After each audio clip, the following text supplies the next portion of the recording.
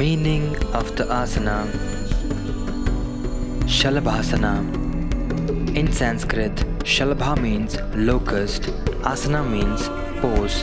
In English, it's called Locust Pose. Steps and adjustments of Shalabhasana. Begin with prone position, feet together, hands by the sides of your body, forehead resting on the ground. Now slowly bring your chin on the ground, your palms facing down.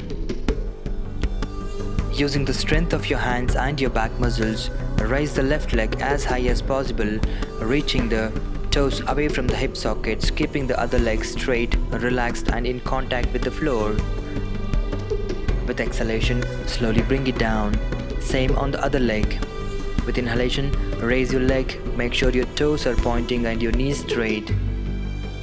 With exhalation, slowly bring it down. Release your hands, release your neck and relax in Makarasana.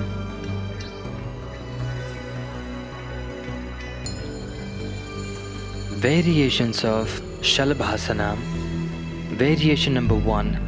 With the support of your right leg, lift your left leg as higher as possible and maintain in the final pose as much comfortable from your side without any strain, and slowly try it on the other side.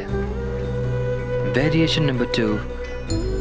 Lift your both the legs as higher as possible, maintain in the final pose without any strain, and slowly relax your legs and relax your whole body in Makarasana. Benefits of Shalabhasana.